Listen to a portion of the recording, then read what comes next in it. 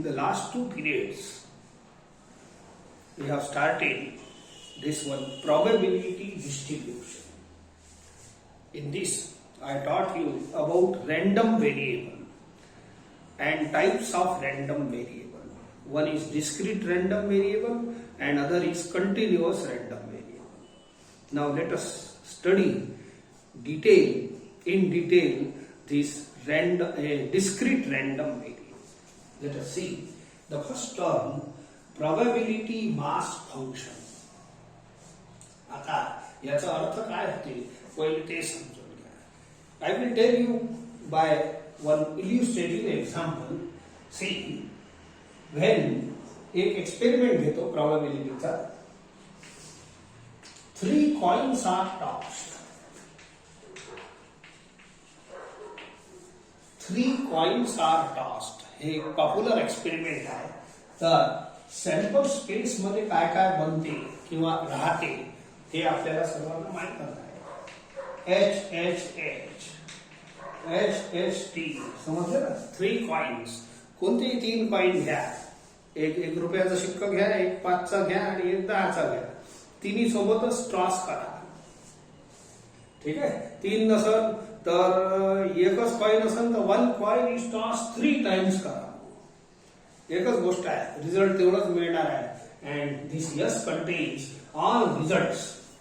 हे 1 रुपयाचा रिझल्ट, हे 2 रुपयाचा रिझल्ट, हे 5 रुपयाचा रिझल्ट, हे 10 रुपयाचा. ठीक आहे. 1, 5, 10 अशा पद्धतीने रिझल्ट लिहत जा. ठीक आहे. सो एच टी एच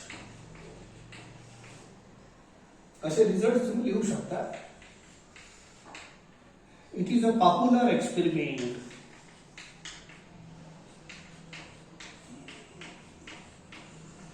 बस 8 टाइपच्या रिझल्ट्स येतात. These are 8 outcomes.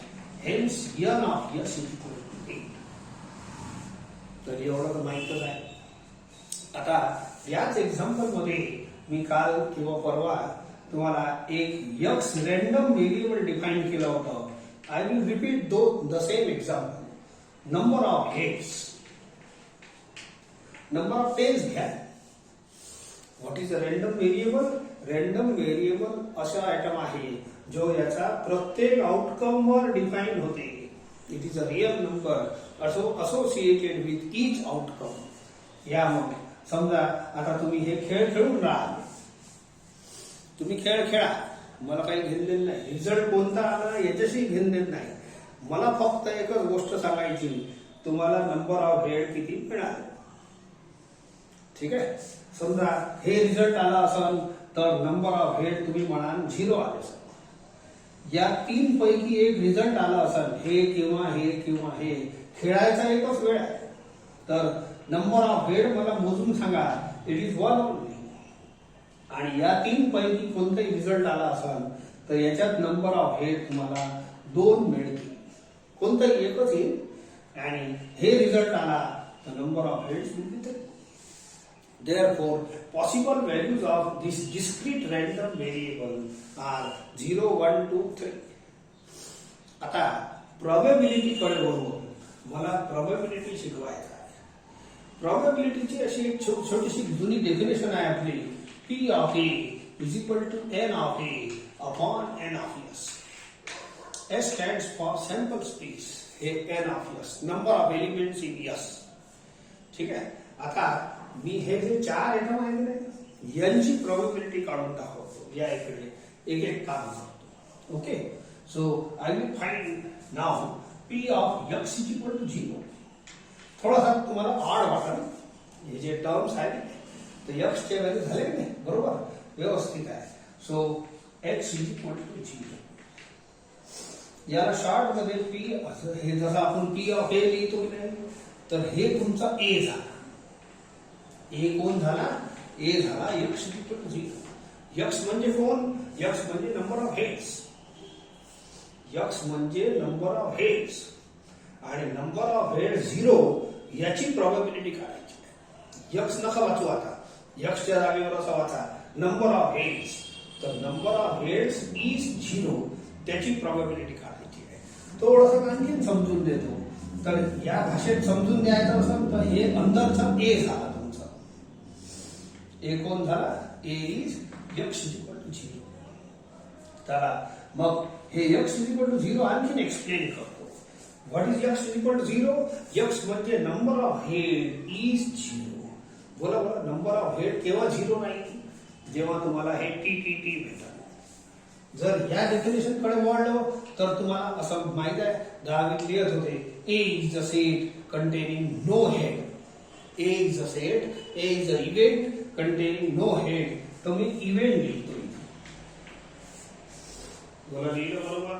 This is your A set. या सेट मध्ये नो हेड आलेला आहे. नो हेडची भाषा कशी झाली आपली? फक्त भाषा बदलली. x इक्वल टू 0 लिहिलं. ठीक आहे. x इक्वल टू 0 चा मतलब नंबर ऑफ हेड इज 0. मग या सेट मध्ये number of head is 0 and या सेट मध्ये नंबर ऑफ एलिमेंट किती आहे? 1. नंबर ऑफ हेड 0 असणारे एकच एलिमेंट आहे. तर p ऑफ a हे a झाला तुमच्यासाठी.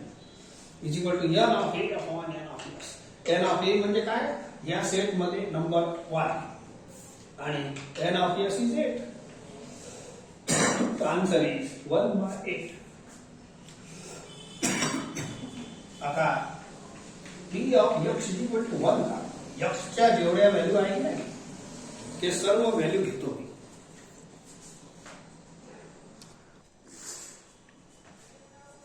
आता x इज इक्वल टू 1 म्हणजे काय? x चा अर्थ होते number of heads. Number of head is 1 याची प्रोबॅबिलिटी काढायची. x म्हणजे नंबर ऑफ हेड इज 1 याची प्रोबॅबिलिटी. मग आपल्याला हे अंदर जो आहे ना हे आहे तुमचा ए. या डेफिनेट हे ए आहे तुमचा. मी या ए ला आणखीन एक्सप्लेन करतो. x इज इक्वल टू 1 म्हणजे नंबर ऑफ हेड इज 1. तर नंबर ऑफ हेड 1 कुठे कुठे आहे पहा. 1 2 3 या ए बनवा. ए हे अंदरचा ए आहे. तर ए कोण आहे? 1 2 3 से याच्यात नंबर ऑफ हेड 1 आहे. I am preparing the set. हे जे ए सेट आहे ना हे इथं बनवला. हे माझ्यासाठी ए सेट आहे. याच्यात नंबर ऑफ हेड 1 आहे. समजले का? आणि याच नंबर ऑफ हेड 1 ले आपण x इज इक्वल टू 1 लिहितो. फक्त भाषा बदलून राहिली. समजले की नाही? So therefore p of a is equal to n of a. याच्यात नंबर ऑफ एलिमेंट किती झाले? 3 upon n of s is 8. Hence it's answer is 3/8. p of x is equal to 1 चा आन्सर किती झाला? 3/8. आता x च्या दोन value आणखी बाकी आहे. मी घेतो ना एक एक करून. हे थोडस लिहायला आड वाटते पण आहे हेच p ऑफ h. ठीक आहे. सो a आहे. x इज इक्वल टू 2 चा अर्थ काय? x is equal to 2. x चा अर्थ आहे number of head. Number of head is 2 याची प्रोबॅबिलिटी. आता हे तुमच्यासाठी ए सेट आहे. या डेफिनेशन प्रमाणे हे अंदरचा ए आहे. तर ए बनवा. नंबर ऑफ हेड 2 कुठे कुठे आहे पहा. हे 3 तर हे 3 इथं लिहितो मी.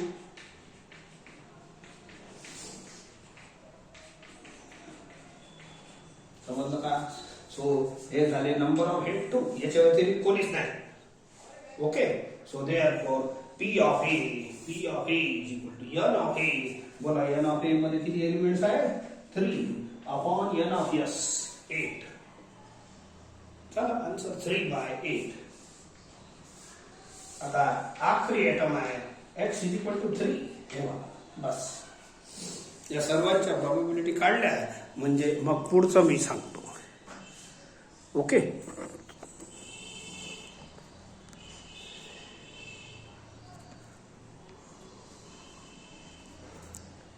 येस. हे खालचं येत नसल तर थोडासा वर घेतो मी. ओके.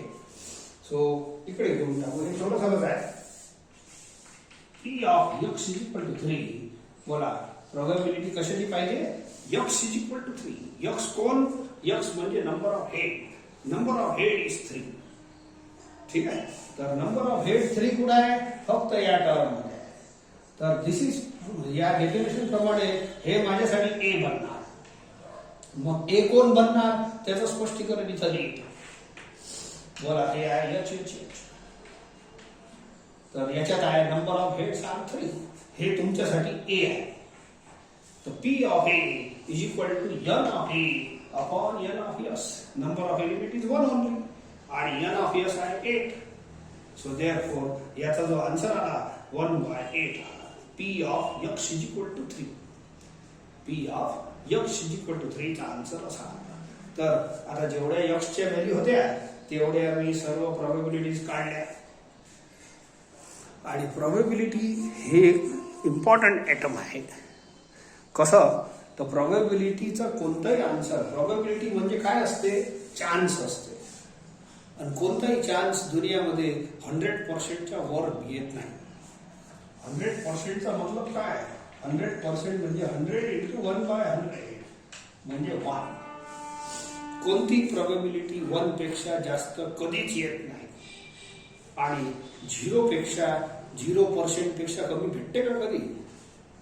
ठीक आहे. तर 0% 0 पेक्षा कमी नसते, 1 पेक्षा जास्त नसते. म्हणून कोणती प्रोबॅबिलिटीचा आन्सर आजपर्यंत 0 आणि 1च्या मधातच यायला पाहिजे. So see this answers. एक प्रॉपर्टी आहे प्रोबॅबिलिटीची खास, ते याच्यात मला नमूद करायची आहे. चला काय म्हटलं मी आता ऐका. मेन ॲटम काय शिकवलं. एक्स म्हणजे discrete random variable which is defined on each outcome of this sample space. आणि एक्सच्या जेवढ्या व्हॅल्यूज होत्या त्यांच्या मी काढल्या प्रोबॅबिलिटी. ठीक आहे. सो प्रोबॅबिलिटी, या ज्या प्रोबॅबिलिटी आहे याची एक स्पेशलिटी सांगितली, it must lie between 0 and 1. 1 पेक्षा छोटीच राहते. हे सगळे उत्तर जेवढे आले 1 पेक्षा छोटे आहेत. दुसरी प्रॉपर्टी सांगतो ऐका. या सर्वांना मी ऍड करतो. पहा कसं गंमत. हे जे प्रोबॅबिलिटी आहे ना याचा, हे पहा किती आन्सर आला. P of x is equal to 0. याला शॉर्ट मध्ये आपण असं पी ऑफ 0 लिहू शकतो.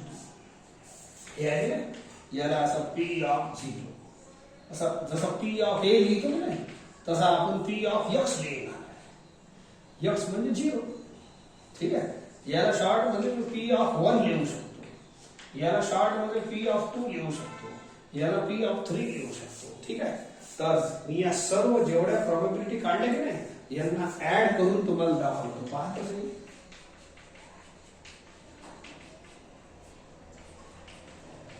हा तर पहा बोला. पी ऑफ 0 चा आन्सर आहे 1/8. पी ऑफ 1 चा आन्सर आहे 3/8. पी ऑफ 2 हे सर्व जेवढे आहे ना उत्तर त्यांचं ऍडिशन करायचं आहे. सांगतो त्याच्यामुळे एक प्रॉपर्टी बनते. आणि शेवटचा आहे हे पी ऑफ 3 1/8. ऍड करा बरं. 8 इज एलसीएम. 1 + 3 + 3 8/8 बोला 1 आला. So I will speak like this. Sum of all probability is 1. तर इथं 2 प्रॉपर्टी मी सांगितल्या. हे ज्या प्रॉबिलिटी आहे ना यांच्या 2 प्रॉपर्टी आहे.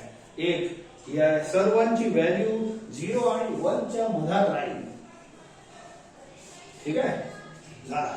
आणि ती दुसरी प्रॉपर्टी आहे सम ऑफ, याने समचा सिम्बॉल आहे summation. So sum of all probability is 1. तर ह्या ज्या प्रोबॅबिलिटी आहे हे जे काढले यालेच म्हणतात प्रोबॅबिलिटी मास फंक्शन. बाकी काही नाही. प्रोबॅबिलिटी तो लिहिलं आहे मी. ठीक आहे. ह्या ज्या प्रोबॅबिलिटी आहे कोणाची probability, probability of this discrete random variable x. Probability of discrete random variable x is called probability mass function. आणि याच्या 2 कॅरेक्टरिस्टिक 2 अटी आहे. सर्व प्रोबॅबिलिटी 0 आणि 1 च्या मधात राहील and sum of all probabilities 1. So such a probability which is probability of a discrete random variable x is called probability mass function. Probability चा सिम्बॉल पीच असते. इथे पीच राहणार. ओके. तर सध्या मी तुम्हाला एक छोटीशी डेफिनेशन याची लिहून देतो. You remember this example in mind. Example मध्ये तुम्हाला जे समजून दिलं आहे that I will explain in this definition. आपण एक्स डिस्क्रीट रॅन्डम व्हेरिएबल घेतला आहे, रॅन्डम व्हेरिएबल, ठीक आहे, define on sample space yes. तिथं एक्सच्या ज्या व्हॅल्यू होत्या 0, 1, 2, 3 त्याच्याऐवजी मी जनरल व्हॅल्यू घेतो थोडासा डेफिनेशन मध्ये. प्रत्येक एक्झाम्पल मध्ये असं 0, 1, 2, 3 नाही राहत, तर जनरल घेतो. एक्सच्या व्हॅल्यूज आहे याला रेंज म्हणतात. कालच्या एक्झाम्पल्स मध्ये सांगितलं आहे असं x1, x2, x3 हे जनरल व्हॅल्यूज घेतल्या आणि ज्या एक्सच्या व्हॅल्यू 0, 1, 2, 3 घेतल्या होत्या त्याच्या मी प्रोबॅबिलिटी काढल्या. तर हे पहा, probability of x is equal to 0 घेतला होता माहिती आहे, 1/8 आला होता. तर 1/8 च्या ऐवजी काहीतरी नंबर घ्या p1. हे आहे तुमचं x इक्वल टू 1. हे 0, 1, 2, 3 असे होते. तर हे आहे 1. तर याची प्रोबॅबिलिटी जसं 3/8 आली होती तर इथं छोटा p2 लिहिला आहे, small p1, small p2. These are answers of probabilities. Okay, हे आहे x इज इक्वल टू 2 तुमचं मागच्या एक्झाम्पलचा. तर probability of x is equal to 2 is 3/8. समजले का? तर असाच शेवटचा नंबर आहे xn, त्याची प्रोबॅबिलिटी pn घेतली. The probability of a discrete random variable x, that is, हे सिम्बॉल आहे p ऑफ x. एक तर असं लिहा, नाही तर x is equal to 0, x is equal to 1 मी सांगितलं ना तुम्हाला. जसं x ची व्हॅल्यू डायरेक्ट पुट केली तरी चालते 1, किंवा p of x is equal to 1. एकच आहे दोघे, ठीक आहे. So this is called, p of x is called probability mass function. आपल्या तसंही फंक्शनचा सिम्बॉल f ऑफ x लिहित असतो की नाही, मग त्याच्यासारखं सिम्बॉल p ऑफ x आहे. अरे f of x is a symbol of function, त्याच्यासारखं सिम्बॉल आहे हे आणि हे. So this is called probability mass function if it satisfies these two conditions. मागच्या एक्झाम्पल मध्ये हे दोन्ही कंडिशन तुम्हाला चेक करून दाखवले आहे, ठीक आहे. So all probabilities, all for all x लिहिला आहे. तर all probabilities must be in between 0 and 1. दुसरी, sum of all probability must be 1. या दोन प्रोबॅबिलिटी, या दोन कंडिशनला सॅटिस्फाय करत असेल हे जर px, तर त्या px ला म्हणतात प्रोबॅबिलिटी मास फंक्शन. समजले का? मग याच्यात मी काय काय शिकवलं माहित आहे? x च्या व्हॅल्यूज 0, 1, 2, 3 घेतल्या होत्या आणि मग त्यांच्या प्रोबॅबिलिटीज अशा. आपण हे जनरल लिहिलं आहे, या डेफिनेशन मध्ये जनरल टर्म्स लिहिल्या आहे. x च्या व्हॅल्यूज एवढ्या आणि त्यांच्या प्रोबॅबिलिटी जसा 1/8, 3/8, 3/8 तसं न घेता इथं p1, p2 छोटे अक्षरात दिलेले आहे. So these are the two main terms. याच प्रोबॅबिलिटीला प्रोबॅबिलिटी मास फंक्शन म्हणतात. But it should satisfy this two conditions. आणि कंडिशन तर सॅटिस्फाय केलीच होती त्याने, ठीक आहे. So this is probability mass function. याचाच एक पर्यायी भाऊ आहे, म्हणजे दुसऱ्या भाषेत याला प्रोबॅबिलिटी डिस्ट्रीब्युशन सुद्धा म्हणतात. तर हेच सर्व प्रोबॅबिलिटी आहे की नाही, आपल्या चॅप्टरचं नाव आहे प्रोबॅबिलिटी डिस्ट्रीब्युशन, आहे की नाही. Then what is the meaning of this term ते आता सांगतो तुम्हाला.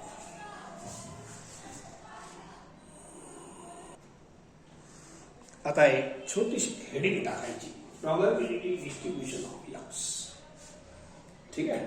आता जसं मागचं तुमचं हे 3 कॉइन्स आर टॉस, तो एक्झाम्पल जर घेतलं मी, माझ्यासाठी दोन गोष्टी इम्पॉर्टंट आहे. एक प्रोबॅबिलिटी ऑफ x आणि एक x.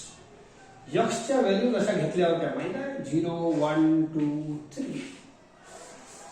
याला मी एक पर्टिक्युलर टेबल मध्ये पद्धतशीर लिहितो, ठीक आहे. x च्या व्हॅल्यूज लिहिल्या आणि जे x च्या व्हॅल्यू आहे त्याच्याच खाली दुसऱ्या लाईन मध्ये मी त्यांच्या प्रोबॅबिलिटीज लिहितो. कसं? जर x इक्वल टू 0 पुट केलं, मी तिथं जे सिम्बॉल वापरलं असं वापरलेलं आहे. आणि आता जे वापरतो आता सोपं वापरून घेऊ, हेच p ऑफ 0. ऍक्च्युअली हे P of X is the symbol आहे. X is equal to 0 put केलं तर पी ऑफ 0 बनते. तो पी ऑफ 0 1/8 आला होता माहिती आहे तुम्हाला. Yes, if I put x equal to 1 असं आला होतं तर याचा आन्सर आला होता 3/8. यालाच फक्त सिम्बॉल मध्ये असं लिहू शकतो. Put x is equal to 1, X is equal to 1 इथं अंदर पुट करा पी ऑफ 1. थोडं नवीन सिम्बॉल आहे म्हणून त्रास झाले. दोन्ही एकच आहे. हे अंदर असं लिहिलं काय आणि असं लिहिलं काय एकच गोष्ट आहे. ठीक आहे. So put x equal to 1, P of 1 is 3/8. हे काढलेले आयटम आहे आत्ताच. पुट एक्स इक्वल टू 2 तर पी ऑफ 2 असं पी ऑफ 2 होतं. ठीक आहे. आपण असं काढलेलं आहे पण आता लिहिताना एवढं लिहितो शॉर्ट मध्ये. दोन्ही एकच होईल. Put x is equal to 2 इथं 2 पुट करा P of 2 is equal to 3/8 हे आलेलं आहे. And put x equal to 3, P of 3 was 1/8. तर जे मागच्या प्रॉब्लेम मध्ये मी तुम्हाला काढून दिलं ते या टेबल मध्ये व्यवस्थित लिहून टाकलं आहे. काय काय लिहिलं. एक एक्सच्या व्हॅल्यूजची लाईन रो, दुसऱ्या रो मध्ये त्यांच्याच प्रोबॅबिलिटीचे आन्सर्स. ठीक आहे. So of course this is P of F. या प्रोबॅबिलिटीला काय म्हटलं आहे मागच्या पेजात पी ऑफ एफ. म्हणजे एका लाईन मध्ये एक्सच्या व्हॅल्यूज डिस्क्रीट रँडम व्हेरिएबल आणि दुसऱ्या लाईन मध्ये त्यांचे पी ऑफ एफ प्रोबॅबिलिटीज. प्रोबॅबिलिटीलाच म्हणतात पी ऑफ एफ. तर या टेबलचं नाव आहे प्रोबॅबिलिटी डिस्ट्रीब्युशन ऑफ एक्स. अरे आपल्या चॅप्टरचं नाव आहे ना. तर what is the meaning of the chapter हे आहे. या टेबलला म्हणतात प्रोबॅबिलिटीज आर डिस्ट्रीब्युटेड. प्रोबॅबिलिटी कोणाची एक्सची. प्रोबॅबिलिटी कोणाची एक्सची. हे सर्व डिस्ट्रीब्यूट करून आपण व्यवस्थित लिहिलं आहे म्हणून याला म्हणतात प्रोबॅबिलिटी डिस्ट्रीब्युशन ऑफ एक्स. या टेबलचं नाव आहे. या टेबल मध्ये दोनच लाईन इम्पॉर्टंट आहे. एक एक्सच्या व्हॅल्यूज आणि दुसरी पी ऑफ एक्स. आता जनरल मध्ये थोडस आता हे डेफिनेशन लिहून दिले त्याचा लिहून आत्ताच तुम्हाला हे डेफिनेशन आली आहे ना. आता परत लिहितो वापस. सो एक छोटस टेबल बनवून देतो. त्या डेफिनेशन मध्ये मी एक्सच्या व्हॅल्यूज मी अशा घेतल्या होत्या x1, x2, x3. ठीक आहे. x आणि प्रोबॅबिलिटी सुद्धा घेतला आहे. लेट केला होता. ठीक आहे. आता काही डबल लिहत नाही. Okay. So P of x हे 1/8 होतं ना त्याच्या जागेवर P1 काही ना काही उत्तर येतेच. हे 3/8 होतं. हे 0 1 2 3 असे मागच्या प्रॉब्लेमचे 3 पॉइंट्स आर टॉस. त्या एक्झाम्पल मध्ये हे 0 1 2 असे बनतात. मग हे 1/8 होतं. जनरल टर्म घेतो. हे 3/8 होतं. हे P3 घेतो. असं करता करता PN. इथंही हे PF असल्यामुळे हे सर्व सम ऑफ ऑल प्रोबॅबिलिटी 1च राहील. अरे हे ते काही दुसरी प्रोबॅबिलिटी नाही आणली मी. तोच एक्झाम्पल चालू आहे अँड आय एम रिपीटिंग. फक्त लिहायचा पॅटर्न थोडा व्यवस्थित केला. जसं तुम्ही पुस्तक आपल्या शेल्फ मध्ये रचवता तसं आपण या सर्व प्रोबॅबिलिटीला एका टेबल मध्ये रचवलं आहे. This table is known as probability distribution of X. ठीक आहे. सो थोडंसं लिहून घेतो and you write this also.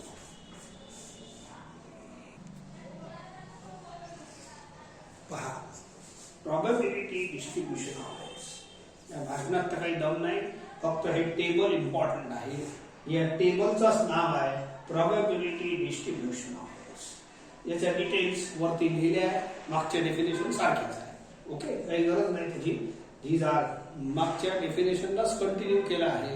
एक्सच्या व्हॅल्यूज 0 1 2 3 अशा घेतल्या होत्या जुन्या एक्झाम्पल मध्ये आणि त्यांच्या प्रोबॅबिलिटी 1/8 त्याच्या जागेवर जनरल टर्म्स घेतल्या आहेत. and here sum of all probabilities 1. This table itself is called probability distribution of x. Here probabilities probabilities are distributed म्हणून याचं नाव पडलं प्रोबॅबिलिटी डिस्ट्रीब्युशन ऑफ एक्स.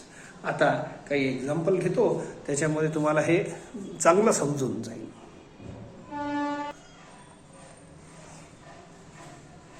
पहा, जो एक्झाम्पल आता घेतला आहे तोच वापस घेऊ, जेणेकरून तुम्हाला चांगला म्हणजे क्लिअर होत नाही. So you can remember that example that I taught you. ठीक आहे. 3 balanced coins are toss simultaneously. 3 coin toss केले. ठीक आहे. तर मी त्याचं स्पष्टीकरण सॅम्पल स्पेस मध्ये लिहितो. So when 3 coins are tossed, then S is equal to, S म्हणजे सॅम्पल स्पेस आहे, काही बोलायची गरज नाही.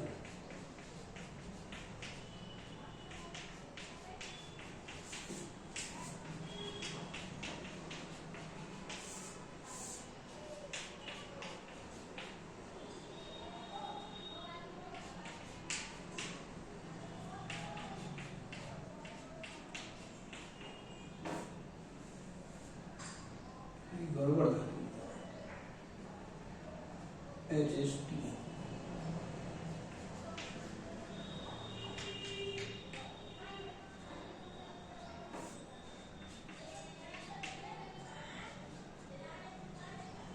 ठीक आहे.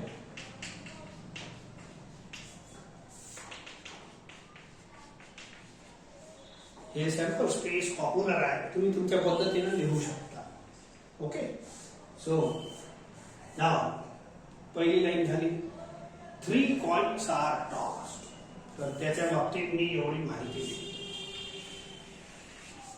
ठीक आहे. आता त्यांनीच दिला आहे x is a random variable. x denotes the number of heads. तोच एक्झाम्पल घेतला आहे. मी लिहितो x denotes number of heads. मग एक्स म्हणजे कोण? या प्रत्येक आउटकम वर येणारा नंबर ऑफ हेड किती, त्याच्या व्हॅल्यू लिहा.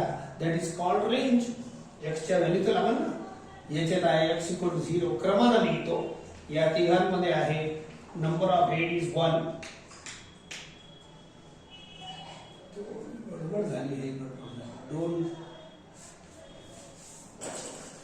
क्रमानं बरोबर लिहितो, असं चांगलं वाटते.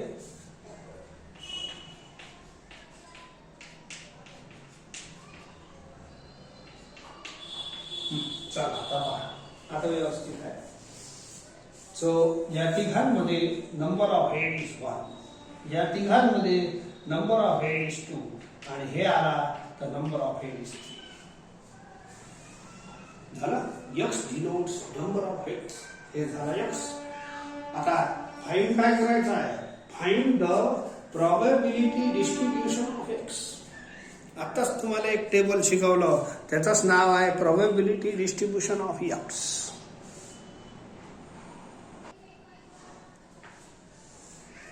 काय म्हटलं? Find the probability distribution of x.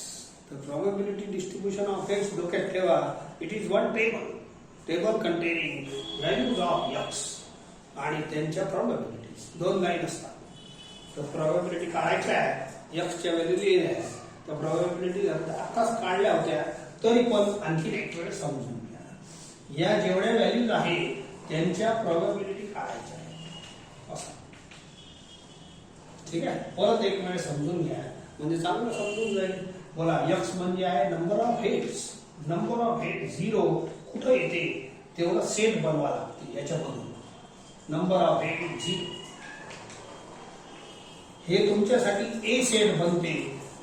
जर डेफिनेशन ऑफ प्रोबॅबिलिटीचा डोक्यात विचार ठेवला, P of A is equal to n of A upon n of S. हे number of element is 1. P of x is equal to 1 घेतो. हे असं घ्या लागते. हे जेवढ्या x च्या व्हॅल्यू आहे तेवढ्या प्रोबॅबिलिटी लिहितो. x is equal to 1. तर x इज इक्वल टू 1 म्हणजे काय? नंबर x म्हणजे number of head is 1. x च्या जागेवर काय वाचायचं?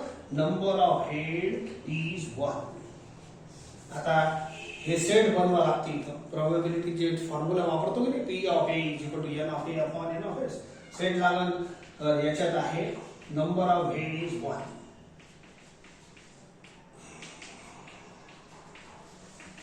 या 3 मध्ये. तर हे तुमच्यासाठी ए सेट झाला. तर P of A is equal to N of A upon N of S. 3 elements. ठीक आहे. So P of x is equal to 2. जेवढे एक्सच्या व्हॅल्यू आहे ते सर्व घ्या. याचा अर्थ काय झाला? प्रोबॅबिलिटी कोणाची काढायची? Number of head is 2. X म्हणजे number of head. Number of head is 2. Number of head 2 कुठून आहे पहा, या 3 मध्ये. तर हे सेट लिहायला लागेल तुम्हाला. दिस इज स्टाईल. रायटिंग स्टाईल आहे. एक वेळ तुम्हाला कळली की सर्व समजून जाईल. या 3 एलिमेंट मध्ये नंबर ऑफ हेड 2 येतात.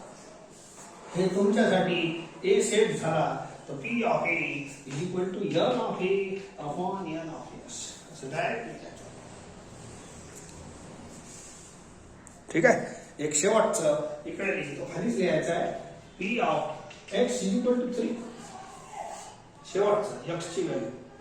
एक्स इज इक्वल टू 3 चा अर्थ आहे एक्स म्हणजे नंबर ऑफ हेड इज 3. तो फक्त एकच एलिमेंट आहे. ठीक आहे. H H H. तर याले ए माना. P of A is equal to N of A upon N of S. तर जेवढ्या एक्सच्या व्हॅल्यू होत्या तेवढ्याच तुम्ही प्रोबॅबिलिटी काढल्या. बस झालं काम खतम. Find the probability distribution of x. मग याचा अर्थ काय सांगितलं तुम्हाला? Find the probability distribution of x. याच्या 2 स्टेप 2 लाईन लिहायच्या. बस. आता मी हेडिंग देतो आणि छोटस टेबल काढतो. या टेबल मध्ये 2 लाईन राहणार. एक एक्स ची लाईन आणि एक पी ऑफ एक्स ची लाईन. एक्सच्या लाईन मध्ये एक्सच्या व्हॅल्यूज लिहिजा. ठीक आहे. आणि मग यांच्या प्रोबॅबिलिटी लिहिजा. P of put x equal 0. P of 0 चा उत्तर हे घ्या. Put x equal to 1. इथं पी ऑफ 1. पी ऑफ 1 हे आहे. 3 बाय याच्या खाली लिहा. Put x equal to 2. P of 2 इथं लिहा. हे वाला सगळं काढून ठेवलं आहे. फक्त वाढायचं आहे. वाढून जेवा. बस. Put x equal to 3. Put x equal P of 3 इथं लिहा. हे वाला. That's all. This table consist of 2 lines. मग हे 2 लाईन तयार करण्यासाठी मला एवढं वेळ लागलं. तयार करावंच लागते. And this table is called probability distribution. आणि याच्यात तुम्ही एक वेळ जरूर चेक करा. Sum of all probability should be 1. Check करायची गरज नाही. पण आपला आन्सर कुठं चुकलं, काय झालं, तर प्रोबॅबिलिटी सम 1 येते. या सर्वांचं समस्याच ओरल करायचं. एलसीएम आहे. ऊपर में भी 1 हो जाता.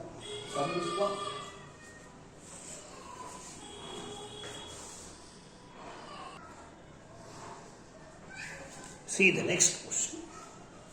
Obtain the probability distribution of the number of 6s in 2 tosses of a fair die. एक डाय ते सापशिडीची गोटी आपली क्यूब.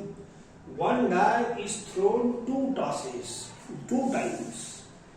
जसं 3 coins are tossed once or 1 coin is tossed thrice. एकच सॅम्पल स्पेस बनते. तसंच 1 die is thrown twice. 1 die is tossed twice. Throw म्हणतात. Toss म्हटलेलं आहे. चालते. ट्वाइस. एका डायला 2 वेळ फेका की 2 डाईस सोबतच फेका. ठीक आहे. सकोनी कामासारखे 2 डाय फेकत होतो. तर तसं फेका. एकच गोष्ट आहे. सो सॅम्पल स्पेस माहीत आहे तुम्हाला. ठीक आहे. तर मग ती सॅम्पल स्पेस तुम्हाला लिहावी लागेल. ठीक आहे. सध्या तुम्ही लिहितो, परंतु तुम्ही आता एक वेळ लिहून टाकतो. लय मोठी आहे. 36 sample points are there. when a fair die is thrown twice. असं लिहिलं आहे. fair die is thrown twice. then s is equal to अशी सॅम्पल स्पेस बनते. 1 1 1 2 असं व्यवस्थित लिहायचं. याचं काम आहे आपल्याला.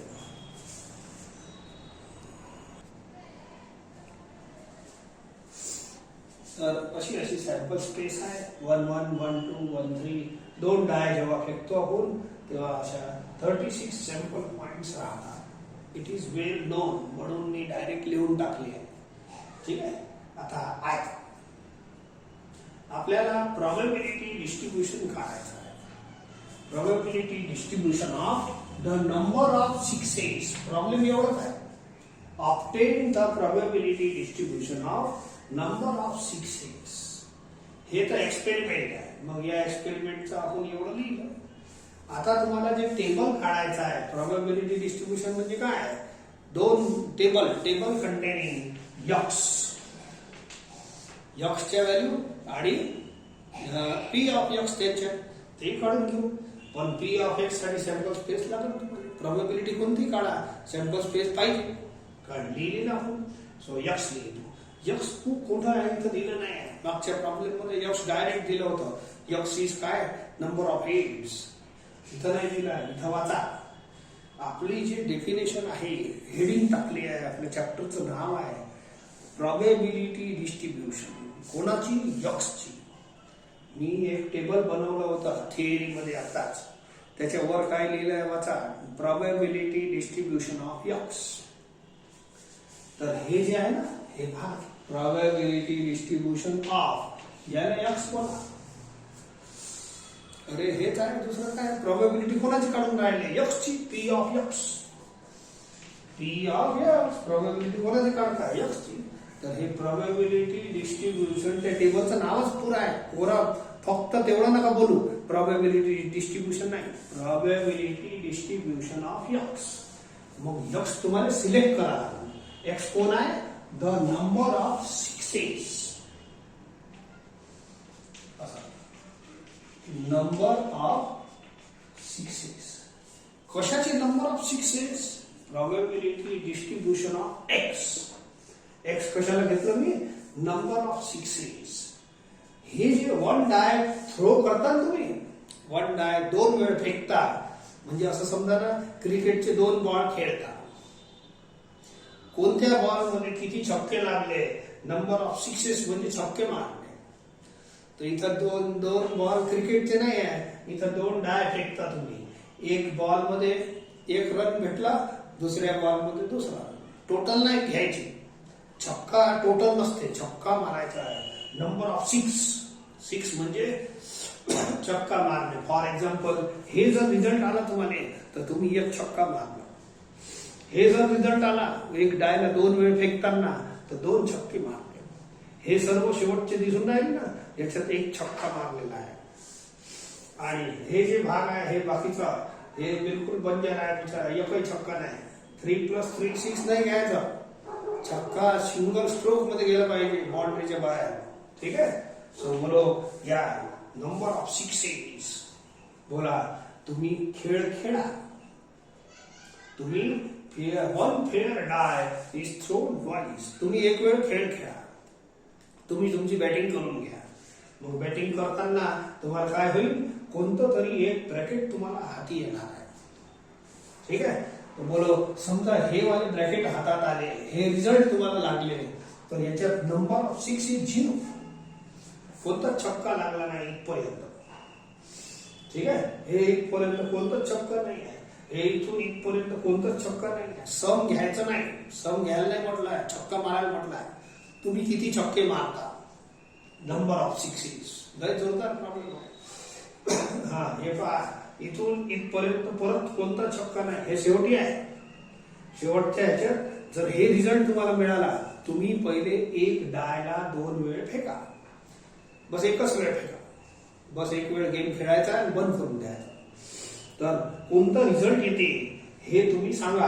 आणि रिझल्टही सांगू नका, त्याच्यात नंबर ऑफ 6 किती आले आहे सांगा. नंबर ऑफ छक्के किती आले आहे सांगा. बोलो याच्यात नंबर ऑफ सिक्सेस किती आहे, कोणीच नाही. इथं आहे आणि इथं सुद्धा 1-1 छक्का आहे. तर हे जर ब्रॅकेट आले, हे शेवटचे 1 2, हे पुरा लॉट आला ना, हे पहा एवढं पुरा. या लॉट मध्ये कोणता छक्का नाही आहे, दिसते का. नो 6. एवढं बॉक्स बोलो, याच्यात नो 6. Number of 6 is 0. जर हे वाले ब्रॅकेट आले तुमचे रिझल्ट, हे वाला, हे शेवटचं सोडून, आणि हे लाईन, याच्यात नंबर ऑफ छक्का एक मारला, एक छक्का मारला, एक दुर्री मार, 8 रन होईल तेव्हा होईल, पण एक छक्का मार. तुमचा इंटरेस्ट काय आहे? Number of 6. आणि हे जर ब्रॅकेट आला त्याच्यात नंबर ऑफ छक्के 2 आहे. तर प्रोबेबल एक्सच्या व्हॅल्यूज किती झाल्या? 0, 1, 2. Obtain the probability distribution of x. लक्षातच ठेवा, permanent. Obtain the probability distribution of x. समजले का? तर एक्स कशाला घेतला? या प्रॉब्लेम प्रमाणे घ्यायचं, नंबर ऑफ 6. आता मी एक्सच्या व्हॅल्यू लिहिल्या. माझा टार्गेट काय आहे? Probability distribution of x. याच्यात काय काय असते? एक्सच्या व्हॅल्यूज आणि त्यांच्या प्रोबेबिलिटीज. आता यांच्या प्रोबेबिलिटी काढतो. You remember this data. मला काम पडणार आहे. ठीक आहे.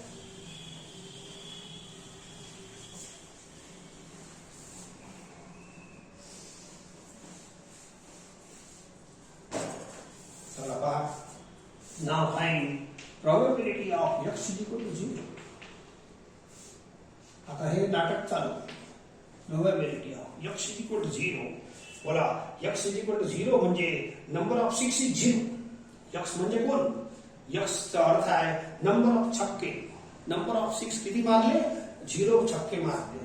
तर कोणते कोणते ब्रॅकेट याच्यात येऊ शकते? इव्हेंट तर लागेल ना मला. P of A. ए जेव्हा बनल तेव्हा मी N of A upon N of S लावेन.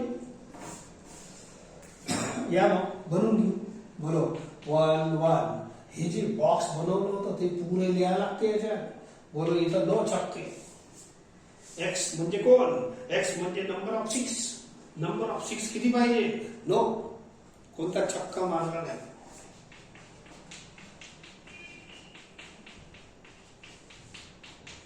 थोडा वेळ लागेल पण होऊन जाईल. हे सर्व ब्रॅकेट 9 छक्के वाले आहे. 9 6s. ये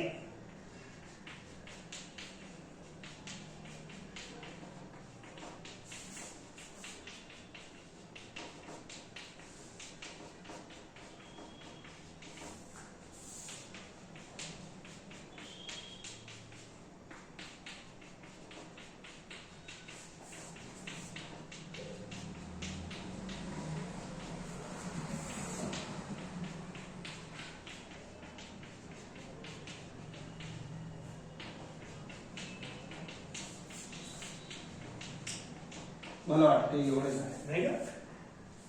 काही विसरलं असेल तर पाहून घ्या.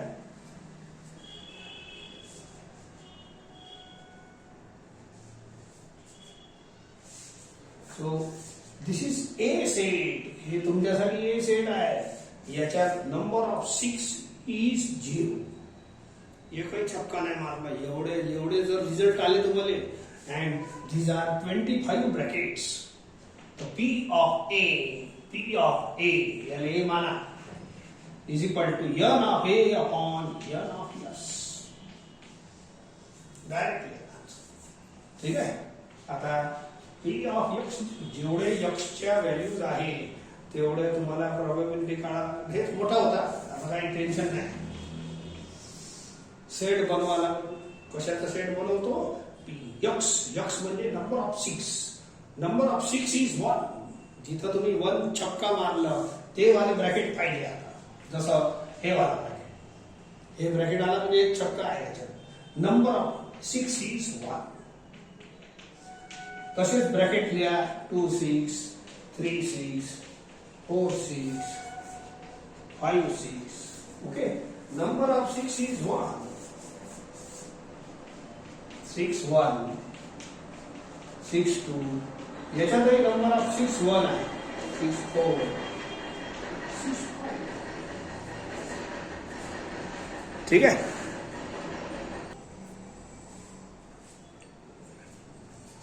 याला ए मान. P of A is equal to n of A वजा किती ब्रॅकेट आहे? n of A म्हणजे 10 अपॉन n of S. आता शेवटचा x राहिला 2. Number of 6 is 2. ते सोपं आहे. x is equal to 2. याला 2 लिहिता येते. सो P of आता x इज इक्वल टू 2 म्हणजे नंबर ऑफ 6 इज 2. त्याच्यात फक्त एकच ब्रॅकेट आहे. These all brackets are the results of yes outcomes. So it is 1 upon 36. That's all. Bus x च्या जेवढ्या व्हॅल्यू होत्या त्यांच्या प्रोबॅबिलिटी काढायच्या. मग झाला प्रॉब्लेम खतम. मला काय करायचं आहे? Probability distribution of x. एवढी मोठी हेडिंग नका देऊ. आता एवढं हेडिंग देणार. एवढा पुरा फेअर लिहायचा आहे. ओके. याच्यानंतर मी छोटासा टेबल काढतो आणि तो माझा आन्सर आहे. कोणता table? Probability distribution of x. त्याचं नाव आहे. अँड इथं असं टेबल काढायचं. x च्या व्हॅल्यू लिहा आणि याच्या खालीच हे लिहा प्रोबॅबिलिटी. हे आहे p of 0. x is equal to 0 म्हणजे तोच. ऐसा का? Put x equal to 0, p of 0 आणि हे एकच आहे. सिम्बॉल p ऑफ हे आणि हे p ऑफ 1. चल एक एक घ्या. हे दोन्ही सिम्बॉल एकच होय. Put x equal to 0, it is 25 upon 36. Put x equal to 1, p of 1 होते. p ऑफ 1 आणि हे एकच होय. त्याचा आन्सर किती आहे? 10 upon 36. Put x equal to 2, p of 2 आणि हे एकच होय. That's all. तर या टेबल मध्ये आपण एवढं जे मेहनत केली होती त्याचा सारांश लिहिला आहे. So this is called probability distribution of x. हेच आपला प्रॉब्लेम आहे. थोडक्यात हियर लिहत असाल तर लिहायचं, याची काही गरज नाही. Here sum of all probability, या तिघांचं सम घेऊन पाहायचं. आपलं काही चुकलं तर नाही माहित पडते. बोलो 36 इज एलसीएम. 25 प्लस 10 प्लस 1 36 जमते की नाही? जर 1 आला आन्सर तर हे जे अंदरचे ब्रॅकेट वगैरे सगळे एकदम व्यवस्थित आहे, करेक्ट आहे. इट इज हे पीएमएफ होय ऍक्च्युअली. आणि पीएमएफ ची कॅरेक्टरिस्टिक आहे sum of all probability is 1. याचे प्रॉब्लेम उद्या आणखीन घेऊ आपण. ओके.